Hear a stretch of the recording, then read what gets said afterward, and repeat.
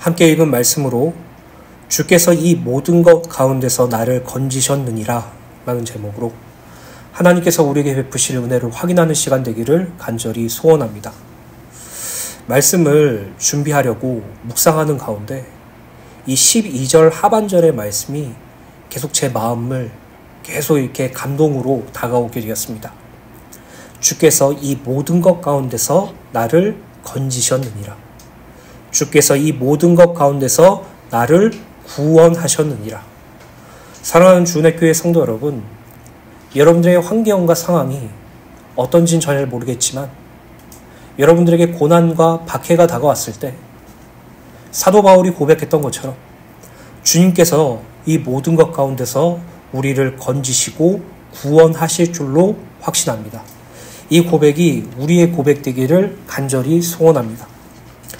디모데후서 3장 1절부터 9절의 말씀을 우리가 이전에 살펴보았죠. 그 말씀은 말세에 있을 도덕적, 영적 타락상을 예고한 동시에 당시 에베소에서 교회를 하였던 디모데, 그리고 에베소에서 교회를 하였던 그 지역에 활동했던 거짓 교사들의 실상과 그들의 결말에 대해서 기록되어 있고 우리는 그 말씀을 자세히 살펴보았습니다. 오늘부터 살펴볼 디모데후서 3장 10절부터 17절의 말씀은 성도에게 필연적으로 임박하는 핍박을 예고하며 이러한 핍박 중에서 말씀의 진리 안에서 거할 것을 권면하는 동시에 성경의 참된 목적과 참 기능을 밝히고 있죠. 오늘은 디모데후서 3장 10절부터 12절 말씀, 핍박에 대한 부분에 대해서 말씀을 나누기를 소원합니다. 사랑하는 주은혜교회 성도 여러분, 어느 상황에서든 날마다 하나님을 온전히 의지하게 되기를 간절히 소원합니다. 그런 첫 번째로 하나님의 복음입니다. 디모데후서 3장 10절의 말씀을 제가 읽어드리도록 하겠습니다. 나의 교훈과 행실과 의향과 믿음과 오래 참음과 사랑과 인내와 10절부터 11절의 말씀은 바울이 자신의 삶을 회고한 내용에 대하여 기록되어 있죠. 불과 2절밖에 되지 않는 작은 분량이지만 그 속에서는 바울이 지난 30여 년간 주를 위해서 살았던 삶이 여실히 드러나고 있어요. 바울은 자신이 당한 핍박을 상기시키며 주의 구원을 간증하고 있는데 그 이유는 디모데 후서의 수신자인 디모데로 하여금 영적 아버지인 자신을 본받고 나아가 에베소 교회에서 혼란을 야기시키는 거짓 교사들에게 흔들리지 않고 핍박으로 인하여 믿음과 신앙을 파괴시키는 사탄의 괴계에 맞서 싸워 승리하도록 하기 위함이에요. 그리고 오늘 이 말씀을 묵상하는 우리 주은혜 교회와 목회자와 성도들에게도 동일하게 적용되어서 이 세상의 다른 복음과 거짓 교사들의 역사에 흔들리지 않고 우리의 삶과 환경을 흔들어 놓아서 우리에게 핍박과 박해를 넣어서 하나님께 대한 신앙이 흔들리거나 무너지게 만드는 사탄의 괴계에 맞서 싸워야 될 것을 말씀하고 있죠. 곧 이것은 단순히 디모데나 에베소 교회에만 주신 말씀이 아니라 우리에게 동일하게 주신 말씀이라고 할 수 있어요. 10절에 나의 교훈으로 바울은 말씀을 시작하죠. 여기서 나의 교훈이란 바울이 가르친 복음의 진리를 가리키며 하나님의 복음, 예수 그리스도의 구원을 의미해요. 그러니까 교훈이라는 것은 단순히 우리가 삶을 살아갈 때 좋은 방향으로 갈 수 있는 지침서 같은 개념이 아니라 바울이 말하는 교훈이란 하나님의 복음을, 예수 그리스도의 십자가 대속, 구원을 말하는 것이라는 것을 하고 있죠. 또한 행실이란 사람들이 일반적으로 생각하는 사람의 행실이나 행태를 의미하는 것이 아니라 나의 교훈, 복음의 진리에 의거한 행실을 의미해요. 즉 복음과 진리 안에서의 행실을 가리키는 것으로 여기에 대한 참 의미는 디모데후서 2장 15절에 기록되었듯이 진리의 말씀을 옳게 분별하는 것을 의미해요. 즉 나의 교훈, 곧 하나님의 복음과 예수 그리스도의 구원을 성도의 유일한 지식으로 또 성도의 지혜의 근본으로 삼아서 그것을 기준으로 선과 악을 구분하고 옳고 그름을 분별하는 행실을 말하고 있는 것이에요. 어떤 성도들은 이 행실을 자기가 예수를 믿고 구원받아 교회 생활을 하는데 사람들이 보기에 멋있고 괜찮은 의로움을 드러내는 것을 행실이라고 말하지만, 성경에서 말하는 행실이라는 것은 우리의 행위나 우리의 행태가 아니라 우리에게 허락하신 교훈, 즉 하나님의 복음, 그리스도 예수의 구원의 진리로 말미암아 이 땅에서 무엇이 옳은지 정확하게 분별하는 것이 행실이라는 것이에요. 하나님의 복음을 가지고 선과 악이 무엇인지 구분하고 하나님의 복음을 가지고 옳고 그름이 무엇인지 분별하는 것, 그것이 바울이 지금 말하고 있는 행실이라고 말하고 있어요. 의향이란 견고한 결심 또는 삶의 목적을 가리키며, 이 의향도 역시 교훈, 곧 복음과 진리 안에서의 결심 또는 삶의 목적을 의미해요. 그리고 바울의 의향은 사도행전 20장 24절에 기록된 대로 하나님의 은혜의 복음을 증거하는 것이며, 이를 위해서라면 자신의 생명조차도 조금도 귀한 것으로 여기지 않는 것을 의미해요. 정리하자면 바울은 나의 교훈, 곧 하나님의 복음과 예수 그리스도의 구원을 오늘이라는 시간 속에서 지속적으로 배우고 누리는 것과 진리의 말씀으로 선과 악을 구분하고 옳고 그름을 분별하는 행실과 이 세상 속에서 오직 하나님의 복음과 예수 그리스도의 구원을 증거하는 삶을 살아가는 의향을 가지고 살았다는 사실을 밝히고 있어요. 그래서 대부분의 성도들이 하나님의 복음, 그리스도 예수의 구원보다는 어떻게 움직이고 성취되어지는 행실이나 우리의 결심이나 결단이나 목적으로 비롯된 의향에 치중하는 경향이 너무나도 많아요.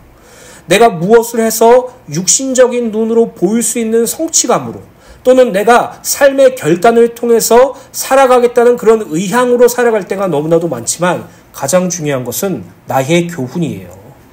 나의 교훈이란 하나님의 복음, 그리스도 예수의 구원이라는 것이죠. 그러므로 사랑하는 주은혜교회 성도님들께서는 행실 이전에, 의향 이전에, 행동 이전에, 목적 이전에 교훈이 여러분들의 영혼에 심겨져야 돼요.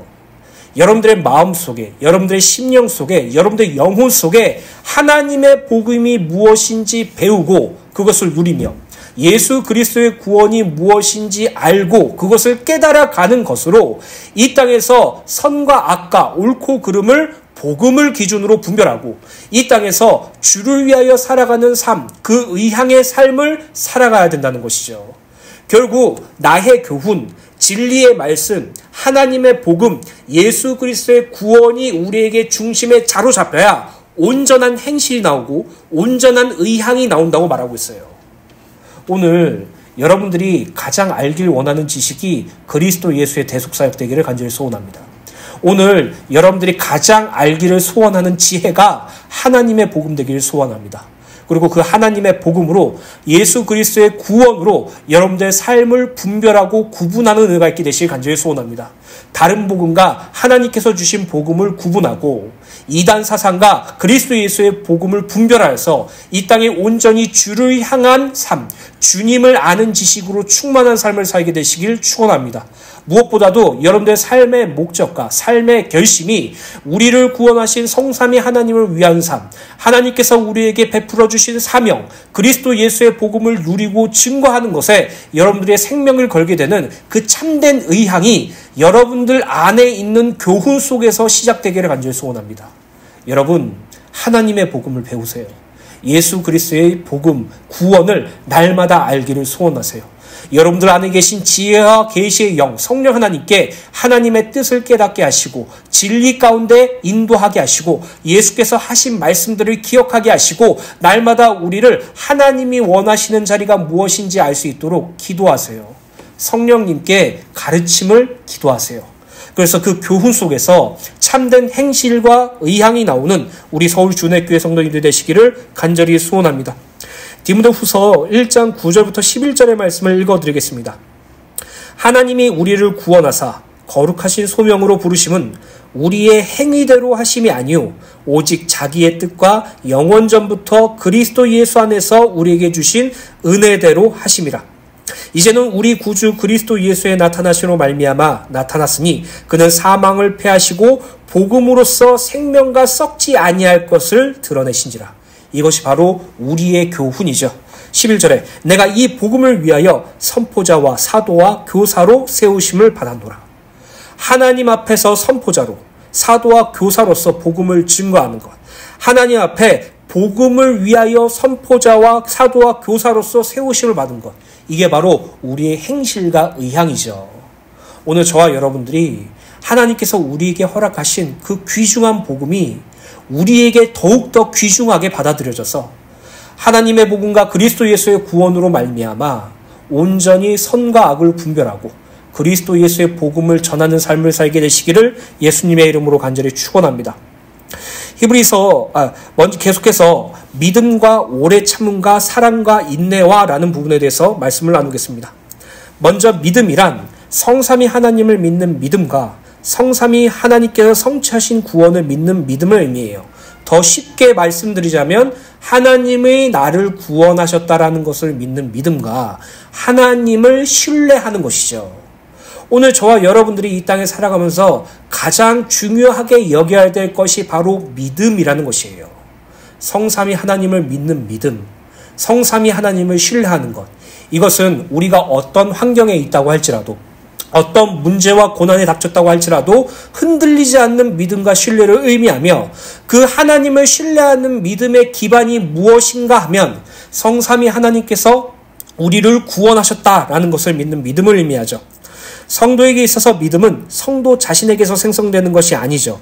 히브리서 12장 2절의 말씀처럼 믿음의 주, 믿음의 근원 되시며 또 온전하게 하시는 이 믿음의 완성자 되신 예수만을 바라보며 오늘이라는 시간 속에서 하나님을 신뢰하는 믿음과 구원자 예수 그리스도를 믿는 믿음과 성령 하나님의 인도하심을 믿는 믿음을 강구하는 것을 의미해요. 여러분, 믿음은 우리가 소유하고 우리가 생성하는 것이 아니에요. 사람과 사람 사이의 믿음, 사람과 사람 사이의 신뢰를 하나님께 대한 믿음과 신뢰로 혼용하여서 우리는 때로 우리가 한 만큼, 우리가 노력한 만큼, 우리가 경험한 만큼, 우리가 배운 만큼 믿음이 쌓인다고 말하죠. 그러나 우리가 예수를 주로 믿고 시인하는 것도 하나님께서 은혜로 주신 것이며 우리가 예수가 우리의 주 되시며 구원자 되신 그리스도라는 사실을 인정하고 믿는 것도 하나님께서 허락하신 것이에요. 그리고 우리가 이 땅에 살아가면서 그리스도 예수를 믿는 믿음으로 사는 것도 믿음의 근원 되시고 믿음의 완성자 되신 예수로 말미암아 가능하다는 것을 성경은 기록하고 있어요. 그렇기 때문에 우리는요, 믿음 없는 것을 더하여 달라고 주님께 간구해야 되겠죠. 삶의 문제와 어려움 속에서 너무 쉽게 흔들리는 나의 자신을 보며 하나님을 신뢰할 수 있도록 은혜를 베풀어 달라고 기도할 수 있어요. 이 땅에 살아가면서 극심한 고난과 환난과 핍박 속에 하나님이 살아계신가? 나는 정말 구원받았는가? 나는 정말 하나님의 자녀인가? 라는 그런 의심이 들 때 우리는 나를 구원하신 하나님을 믿을 수 있는 믿음을 더하여 달라고 기도할 수 있겠죠. 오늘 믿음을 강구하는 저와 여러분들 되시길 간절히 소원합니다. 오래 참음이란 죄인을 향해 노하기를 더디하시는 하나님의 거룩한 인내를 의미해요. 이 오래 참음은 단순히 죄악을 눈감아주는 것이 아니라 오래 참음으로 마침내 죄인들로 회개케 하여 하나님의 품으로 돌아오게 하시는 기다림이에요. 하나님께서 우리를 오래 참으심으로써 기다렸어요. 허물과 죄로 죽어서 하나님이 누군지도 모르고 하나님 앞에 죄인이었으며 하나님 앞에 원수되었던 우리에게 진노하지 않으시고 심판하지 않으시고 오래 참으셔서 마침내 그리스도 예수로 우리를 구원하셨죠. 그래서 하나님의 오래 참으심, 우리의 죄를 간과하심은 우리에게 있어서 너무나도 감격스러운 은혜요, 사랑이고 긍휼이라는 사실을 분명히 알고 있어요. 이것을 알고 있는 성도들은 하나님께서 우리를 오래 참으심으로 죄에서 구원하셨던 것처럼 하나님께서 우리에게 맡겨주신 영혼들을 포기하지 않고 끝까지 복음과 진리의 말씀을 전해야 함을 의미하는 것이에요. 어떤 성도들은 복음을 증거하는데 그 대상이 불편하게 만들거나 분노하거나 조롱하거나 그러면 너무 괴로워서 포기해버리죠. 또는 우리가 말씀 사역을 하거나 옆에 있는 성도들을 말씀으로 세울 때 귀등으로 듣거나 별로 신경을 안 쓰게 되면 쟤는 어쩔 수 없다라고 포기하게 돼요. 그러나 구원받은 성도가 하나님의 오래 참으시로 말미암아 죄 용서와 구원받았다는 사실을 분명히 안다면 나를 기다리신 하나님처럼 저 사람을 기다리며 기도하며 그들에게 말씀을 들어갈 수 있도록 하나님께 간구할 수 있겠죠. 오늘 저와 여러분들이 옆에 있는 성도들과 여러분들에게 맡겨진 그 영혼들을 향해서 끝까지 인내하고 하나님의 기다리심을 기억하며 그들을 향하여 기도하고 말씀을 전하는 삶을 살게 되시기를 간절히 소원합니다. 사랑이란 성삼위 하나님께서 우리에게 주신 조건 없이 풍성히 부어주시는 사랑, 불강력적 은혜를 의미하죠. 요한일서 4장 10절을 보면 우리가 하나님을 사랑한 것이 아니라 하나님이 우리를 사랑하셔서 우리의 죄를 용서하기 위하여 예수 그리스도를 화목제물로 보내셨다고 기록되어 있고, 요한일서 4장 19절의 말씀을 보면 하나님께서 먼저 우리를 사랑하셨다고 기록되어 있어요. 그러니까 사람은요, 하나님을 찾을 수도 없고 하나님을 사랑할 수도 없었던 존재였어요. 하나님을 사랑하지도 않았던 우리들을 하나님께서 먼저 사랑하셔서 그 사랑의 증거로, 사랑의 성취로 그리스도 예수를 이 땅에 보내셨고, 그분을 우리의 죄를 용서할 수 있는 화목제물로 세우셔서 우리를 사랑하시는 그 증거로 죽이셨다는 것이에요. 그리고 그로 말미암아 우리가 하나님과 화목하게 된 것, 하나님께 용서를 받게 되어서 이제 우리는 하나님의 사랑이 무엇인지 아는 자로 변화되었다는 것이죠. 먼저 사랑하셨어요. 우리를 먼저 사랑하셨어요. 우리가 하나님을 사랑해서 구원받은 것이 아니라 하나님이 우리를 먼저 사랑하셔서 그리스도 예수를 화목제물로 세우셨어요. 이 사랑을 배우고 이 사랑을 경험하며 이 사랑을 증거하는 것이 우리의 참된 신앙이라고 저는 자신 있게 말할 수 있습니다. 인내는 그리스도께서 우리를 구원하시기 위하여 십자가의 고난을 참으신 것을 의미하죠. 예수께서 십자가의 고난을 인내하심으로써 하나님의 구원을 완성하셨던 것처럼 성도가 세상에서 예수를 믿는 것 때문에 오는 여러 가지 고난과 어려움이 닥칠 때에 그리스도의 인내를 본받아서 참고 견디면 전적으로 하나님만 의지하는 온전한 구원을 이루게 돼요. 보십시오. 예수께서 십자가의 고난을 당하셨을 때 하나님이신 그분이 그 고통을 면역하시거나 완화시키거나 피해가시지 않으셨어요. 사람들에게 조롱을 그대로 받으셨어요. 사람들에게 욕을 그대로 먹으셨어요. 사람들의 침뱉음에 수모까지 당하셨어요. 사람들에게 뺨으로 손으로 머리를 맞으시기도 했어요. 채찍질을 당하시기도 했어요. 자기가 죽어야 할 그 사형틀을 지시고 골고다 언덕을 올라가셨어요. 십자가에 못 박혀 죽으실 때 예수께서 너무나도 괴롭고 힘들어서 엘리 엘리 라마 사박단이라고 고백하셨어요. 하나님 왜 나를 버리셨습니까? 라고 고백하실 정도로 크신 고통을 이루셨어요. 그러나 십자가에서 뭐라고 말씀하셨습니까? 다 이루었다. 다 이루었다. 내가 너희들의 죄의 값을 치루었다. 내가 너를 나의 피값으로 주고 샀다. 내가 하나님의 구원을 완성하였다.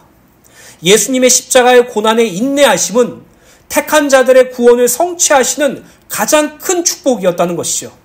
그리고 구원받은 성도가 이 땅에서 예수를 믿는 것 때문에 받는 모멸과 멸시와 조롱과 고난과 파괴 속에서 때로는 하나님이 왜 이렇게 우리를 만드셨는가라는 의문을 품을 수 있지만 그리스도께서 우리를 구원하시기 위하여 십자가의 고난을 감수하시고 인내하신 것처럼 나도 예수를 믿는 것으로 나에게 오는 고난과 박해를 참고 인내하고 감수할 때 그리스도 예수께서 하나님의 구원을 성취하신 것처럼 성도도 성도 개인 속에서 하나님의 구원이 성취돼요. 하나님의 구원이 어떻게 성취됩니까? 전적으로 하나님만 의지할 수밖에 없는 삶. 그것이 하나님의 구원이 우리에게 정리되고 성취되는 것이에요. 그래서 여러분, 신앙생활은요, 고난이 해결되는 게 신앙생활이 아니에요. 고난 중에 하나님만 의지하는 것이 참된 신앙생활이에요.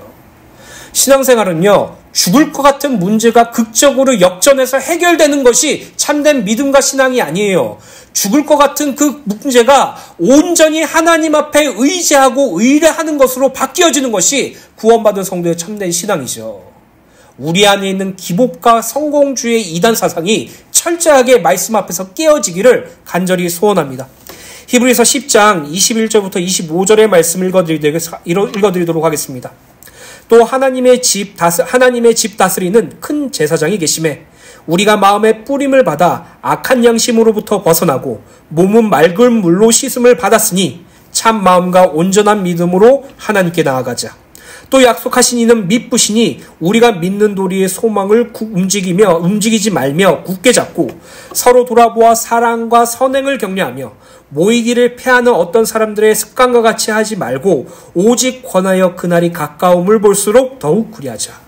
오늘 저와 여러분들이 그리스도 예수께서 우리에게 이루신 그 구원, 하나님께서 우리에게 허락하신 믿음과 오래 참으심과 사랑과 인내, 그것을 기억하시며 날마다 하나님 앞에 예배드리는 것을 기뻐하며 날마다 모여서 말씀과 기도에 전념하는 저와 여러분들이 되시기를 예수님의 이름으로 간절히 소원합니다. 두 번째로 박해와 고난입니다. 디모데후서 3장 11절 말씀을 다시 한번 읽어드리도록 하겠습니다. 박해를 받음과 고난과 또한 안디옥과 이고니온과 루스드라에서 당한 일과 어떠한 박해를 받은 것을 내가 과연 보고 알았거니와 주께서 이 모든 것 가운데서 나를 건지셨느니라. 이 말씀이 여러분들의 심장에 새겨졌으면 좋겠어요. 저의 평생 말씀이 되길 소원해요. 주께서 이 모든 것 가운데서 우리를 건지셨습니다. 이 말씀이 우리의 말씀 되기를 소원합니다. 11절에 바울은 자신이 예수 그리스도를 믿는 것과 하나님의 복음을 증거하다가 받는 박해와 고난들, 또한 안디옥과 이고니온과 루스드라에서 당한 일들에 대하여 언급하고 있죠. 바울이 받은 박해와 고난은 고린도후서 11장 21절부터 33절을 통해서 알 수 있어요. 이 말씀을 제가 좀 내용을 요약해 봤는데요.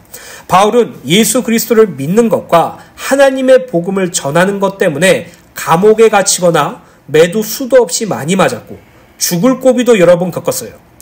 유대인들에게 39대의 매를 5번 맞았고 몽둥이로 죽을 듯한 상황을 3번 겪었으며 돌에 맞기도 하였고 배를 타고 지나가다가 파선당한 것만 3번 있었고 그 중에 밤낮 꼬박 하루를 망망한 바다에 떠다닌 적도 있었어요.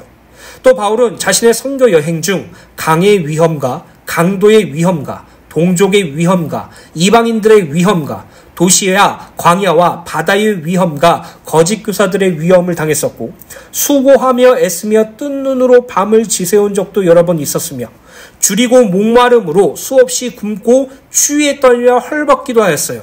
왜? 예수를 믿는 것 때문에, 예수를 증거하는 것 때문에. 또한 바울은 안디옥과 이고니온과 루스드라에서 당한 일을 언급하고 있는데 안디옥에 있었던 일이란 사도행전 13장 14절서부터 52절까지 자세히 기록되어 있어요. 바울은 바나바와 함께 예수 그리스도의 복음을 증거하였고 그로 인하여 영생 주시기로 작정된 자는 다 믿는 귀중한 은혜를 경험하였죠.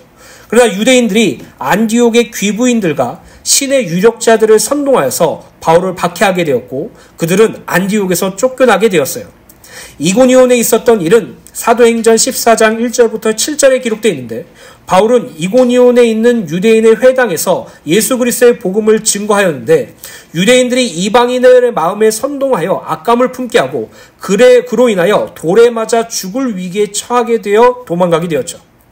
루스드라에서 있었던 일은 사도행전 14장 8절부터 22절에 기록되어 있는데 바울은 루스드라라는 성에서 예수 그리스도의 복음을 증거하던 중에 유대인들이 무리를 충동시켜서 돌에 맞아 죽을 지경까지 이르렀어요. 이 돌로 친 무리들은 바울이 죽은 줄 알고 성 밖에 내다버렸는데 바울은 다시 일어나서 성에 들어가 복음을 전하고 그리스도를 믿는 성도들을 격려하였다고 고백하고 있어요. 이처럼 바울은 예수 그리스도를 믿는 것과 하나님의 복음을 증거하는 것 때문에 수많은 박해와 고난을 당하였다고 고백하고 있어요. 여러분, 오늘날의 성도들은요, 개인에게 찾아오는 박해와 고난이 부정한 것이라고 생각을 해요. 틀린 것이라고 생각해요. 내가 하나님 앞에서 뭔가 잘못했기 때문에 내가 하나님께 지은 죄의 대가로 고난과 핍박이 오는 것이라고 생각하죠. 자기에게 닥친 고난이 너무나도 괴롭고 힘들어서 신앙을 포기하고 싶어하는 사람들도 종종 있어요. 그런데요, 디모데후서 3장 12절 말씀을 이따가 살펴보기도 하겠지만 한번 읽어드릴게요. 무릇 그리스도 예수 안에서 경건하게 살고자 하는 자는 박해를 받으리라. 어떤 성도들은 이렇게 생각합니다. 내가 예수를 믿는데 고난과 박해가 찾아온다면 예수 믿기 싫어. 내가 예수를 믿는데 예수를 믿는 그것으로 나에게 힘든 일이 생기고 괴로운 일이 생긴다면 예수 믿는 것을 포기할래? 라고 생각하시는 분들이 있죠. 착각하지 마세요. 아무나 고난받고 핍박받는 것이 아니에요. 그리스도 예수 안에서 하나님께 예배하는 것처럼 살아가는 믿음의 자세를 간절히 소원하는 자들이 박해와 핍박을 받아요. 그리스도 예수 안에서 정말 주를 위하여 살길 소원하여서 연약한 내 자신의 눈물 흘리고 하나님께 부르짖는 자들에게 박해와 고난이 와요. 아무에게나 주시는 은혜가 아니에요. 박해와 고난이 우리에게 자랑이 될 수는 없죠. 과거 신사참배를 거부하고 감옥에 갇히며 핍박받았던 자들이 자신이 그것을 박해와 핍박을 받았다는 것을 의로 정해서 그가 아닌 다른 사람들을 정죄하고 그가 아닌 다른 사람들을 분별했던 그런 죄를 범해서는 안 되겠죠. 그런데요, 우리가 정말 그리스도 예수 안에서 경건하게 살기를 진심으로 소원한다면 이 세상을 여러분들을 미워해서 이 세상은 여러분들을 싫어해서 박해와 고난을 줄 수밖에 없어요. 반대로 말씀드리자면 우리가 이 땅에서 예수를 믿는 것 때문에 예수 그리스도를 증거하는 것 때문에 주를 위하여 살기를 원하는 그 간절한 소원 때문에 문제와 고난이 찾아온다면 여러분들은 경건의 자리로 몸부림치는 자라고 확신하세요. 여러분들은 그리스도 예수 안에서 하나님께 예배드리는 것처럼 살아가는 믿음의 자세라는 사실을 확신하세요. 고난과 어려움을 극복하고 해결하는 자리가 아니라 고난과 어려움 속에서 하나님만 바라보는 자리로 우리는 가야 돼요. 오늘 저와 여러분들의 삶의 기준이 바뀌게 되시길 간절히 소원합니다. 사도행전 20장 22절부터 24절 말씀 읽어드리도록 하겠습니다. 보라, 이제 나는 성령에 매여 예루살렘으로 가는데 거기서 무슨 일을 당할는지는 알지 못하노라. 오직 성령이 각 성에서 내게 증언하여 결박과 환난이 나를 기다린다 하시나 내가 달려갈 길과 주 예수께 받은 사명 곧 하나님의 은혜의 복음을 증언하는 일을 마치려 하면은 나의 생명조차 조금도 귀한 것으로 여기지 아니하노라. 저는 말씀을 준비하면서 너무나도 부끄러워서 하나님께 회개했어요. 나에게 닥친 고난과 어려움을 해결해 주시지 않는 것에 대한 하나님께 대한 원망함이 과거에 수없이 지금도 수없이 드러나는 제 모습을 보고 너무나도 하나님 앞에 면목이 없었어요. 주를 위하여 죽을 위기와 굶주림의 위기까지 당한 바울은 주님께서 나를 건지셨느니라는 그 기쁜 고백 속에서 오로지 자기의 교훈과 행실과 의함을 가지고 주를 위하여 살았는데 저는 주를 위하여 살겠노라고 고백하면서 제 삶을 단 1%도 포기 못하는 제 자신을 보면서 얼마나 괴롭고 얼마나 짜증이 나던지 하나님을 위하여 살겠다고 고백은 멋지게 하지만 내 삶 속에서 내 자리에서 내 생각 속에서 내 기준 속에서 하나님을 단 한 번도 모신 적 없이 그저 말로만 치부했던 제 자신이 얼마나 부끄럽던지 하나님께 회개했어요. 내가 사도 바울처럼 살 수 있을까? 없어요. 내가 하나님이 주신 나에게 고난을 오직 하나님만 전적인 의지하는 자리로 갈 수 있을까? 자신 없어요. 그런데 사도 바울이 위대해서 그런 것이 아니더라고요. 사도 바울이 우리보다 뛰어난 신앙과 믿음을 소유해서가 아니더라고요. 하나님께서 그렇게 하셨어요. 하나님께서 바울을 건지셨고 우리를 건지실 줄로 믿습니다. 사람의 행태와 행실과 마음가짐으로 하나님께 대하여 온전하게 설 수 있는 것이 아니라 하나님께서 우리에게 은혜를 주셔야지만이 우리가 하나님께 온전히 설 수 있어요. 날마다 하나님께 기도하는 저와 여러분들 되시길 간절히 소원합니다. 11절에 바울은 자기가 경험한 그 끔찍하고 고통스러운 박해와 고난을 언급하면서 주께서 이 모든 것 가운데서 나를 건지셨느니라 라고 고백해요. 여기서 건지셨다라는 것은 구하다 또는 구원하다라는 의미로 주님께서 그 모든 박해와 고난의 상황에서 단번에 구원하셨다는 사실을 원어로 보면 그렇게 밝히고 있어요. 어떤 이들은 이 바울의 고백에 의문을 품을 수 있어요. 저 역시도 의문을 품었거든요. 그 이유는 앞서 바울이 당한 박해와 고난의 내용을 쭉 봤을 때 하나님이 바울을 건지신 것처럼 보이지 않기 때문이에요. 바울이 복음을 증거하다가 루스드라에서 돌에 맞아 죽을 뻔했죠. 아니 죽었다고 생각해서 사람들이 성 밖으로 던져버렸어요. 만약에 주께서 이 모든 것 가운데서 나를 건지셨느니라 라는 말씀이 우리에게 이 말씀이 설득되려면 바울의 돌이 맞으려고 하는 그 최초의 하나님께서 막아주셔야 되잖아요. 그렇죠. 바울이 복음을 증거하러 강이나 바다에 배를 타고 왔을 때 3번 파선당했다고 말하고 있어요. 망망한 대에 하루 동안 꼴딱 세웠다고 말하고 있어요. 만약에 주님께서 바울의 모든 것을 건지셨다는 말음이 우리에게 설득이 되려면 파선당한 일을 만드시 말아주셔야죠. 바다에서 표류하게 만들지 말아주셔야죠. 여러 가지 위험 속에서 먼저 사전에 지켜주셔야죠. 여러 가지 굶주림을 하나님께서 막아주셔야죠. 여러 가지 어려움과 고난을 하나님께서 앞에서 막아주셔야지 바울이 당당하게 주께서 이 모든 것 가운데서 나를 건지셨습니다라고 고백할 수 있고 우리도 설득돼서 그렇구나 주님께서 이 모든 것 가운데서 우리를 건져주시겠구나라고 말할 수 있죠. 그럼 우리는 이렇게 생각할 수 있어요. 주께서 이 모든 것 가운데서 우리를 건지셨습니다라는 이 고백은 우리가 온전히 주님만 의지하고 하나님을 위하여 살 때 우리의 고난을 앞서서 막아주시고 우리의 문제를 앞서서 해결해 주시고 우리의 어려움을 앞서서 풀어주시는 것이 주님의 우리의 구원이 아닐까라고 생각하고 있어요. 근데 그거는 성경이 아니에요. 그거는 하나님께서 말씀하신 구원이 아니에요. 그것은요, 복음이 아니에요. 바울이 고백한 주님께서 이 모든 것에서 나를 건지셨느니라는 고백은 고작 하나님께서 우리의 문제를 해결해 주시는 것으로 끝나는 것이 아니죠. 그렇다면 또 다른 생각을 할 수 있어요. 그 전에 이 말씀을 계속해서 말씀을 나누는 게 원합니다.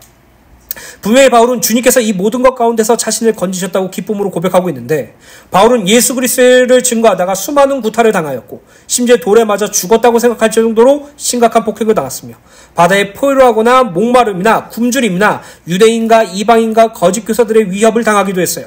그렇다면 우리가 이렇게 생각해 볼 수 있는데 주님께서 바울을 건지셨다는 이 고백이 바울의 목숨을 보호해 주셨다는 의미입니까?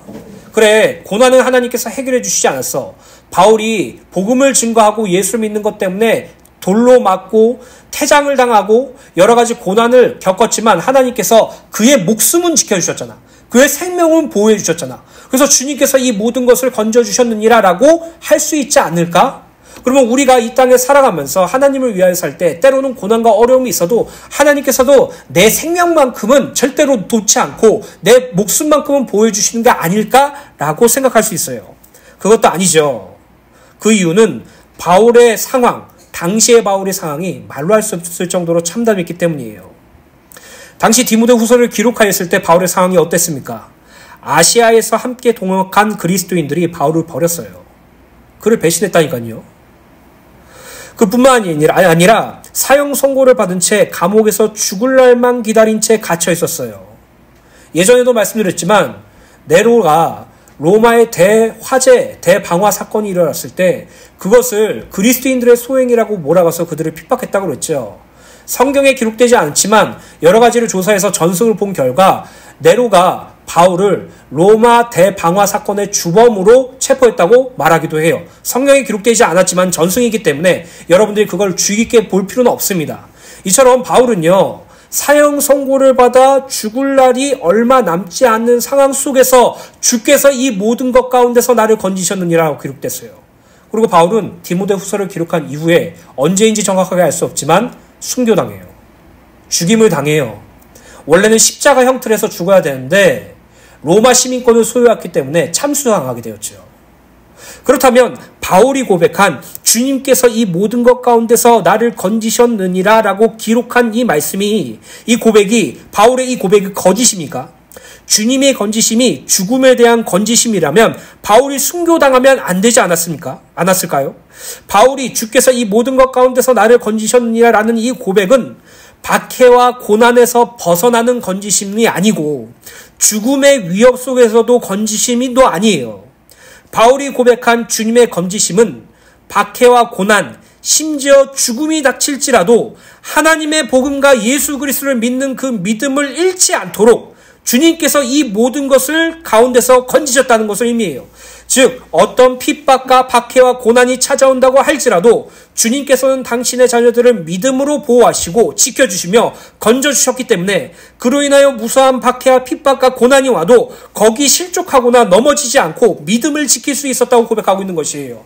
여러분, 주님께서 이 모든 것 가운데서 나를 건지셨느니라라는 고백은 내가 수많은 박해를 당하고 수많은 핍박을 당하고 수많은 구타를 당하고 죽을 위기에 닥치게 되었고 굶주림과 목마름과 경제적인 어려움에 당하였고 심지어 지금 감옥에 갇혀서 죽을 날이 얼마 남지 않았고 이제 사형 선고를 받아 죽음 가운데 있다고 할지라도 주님께서 내 믿음을 지켜주셨어요.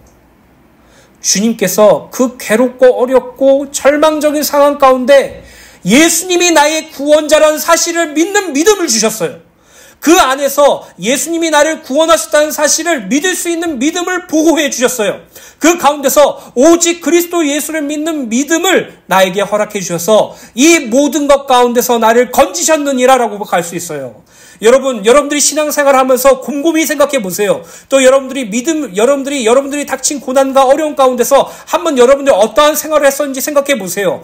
때로는 우리가 하나님을 원망했죠. 때로는 우리가 예수를 미워했죠. 때로는 우리가 우리의 신앙생활이 잘못되었다는 것을 생각하며 하나님의 살아계심을 의심하고 우리의 구원조차도 의심했죠. 그러나 우리의 다른 한 면엔 그게 있어요. 무엇입니까? 내가 어떠한 고난이 닥쳐온다고 할지라도 어떠한 극단적인 문제가 올지라도 내가 정말 죽고 싶은 어려운 환경에 산다고 할지라도 나는 예수를 부정하지 못해. 예수가 나를 구원하셨다는 사실은 나는 그걸 부인하지 못해. 예수님이 나를 위하여 십자가에 죽으셨다는 그 사실만큼은 나는 절대로 부정할 수 없어. 부인할 수 없어. 그분이 나의 구원자 되시고 그분이 나의 그리스도 되시며 나는 지금 연약해서 하나님의 믿음을 향한 신앙이 연약할지언정 주님은 나와 끝까지 함께 하시고 나를 예수 그리스도의 날에 자랑스럽게 여길 수 있도록 나의 구원을 이루실 것이라는 것은 확신 있게 붙잡고 있잖아요. 주께서 이 모든 것 가운데서 나를 건지셨느니라. 아멘입니다. 저는 믿어요. 저에게도 수많은 고난과 어려움이 닥쳐왔어요. 저에게도 정말 괴로움과 정말 극단적인 그 문제 속에서 하나님 앞에서 잠도 못 자고 아무것도 하지 못하고 눈물 흘리면서 기도한 적도 많았어요. 근데요, 제 안에 예수가 그리스도이심을 부인하지 못해요. 그 문제와 어려움 속에서 예수님의 나를 구원하셨다는 그 사실을 부정하지 못해요. 그 괴로움과 그 고난 속에서 하나님이 나를 사랑하신다는 사실은 분명히 저는 고백해요. 주님께서 지금도 우리를 이 모든 것 가운데서 건지셨습니다. 저는 이 고백이 우리의 고백될 줄로 확신합니다. 전서에 따르면 바울이 마지막 죽기 전에 한 고백이 나와 있어요. 그것이 무엇이냐? 예수예요. 예수. 바울이 마지막 죽기 직전에 내뱉은 말, 그 말 한마디가 예수라고 전승에 나와 있어요. 그것을 보면서 참 마음이 먹먹해지고 정말 감정적으로 동요되면서 하나님께 이렇게 고백하게 되었어요. 하나님, 지금 나는 너무나도 연약하고 지금 나는 너무나도 부족하고 지금 나는 너무나도 무능하지만 제가 호흡이 끝나는 그날에 저의 고백이 예수 되게 해주세요.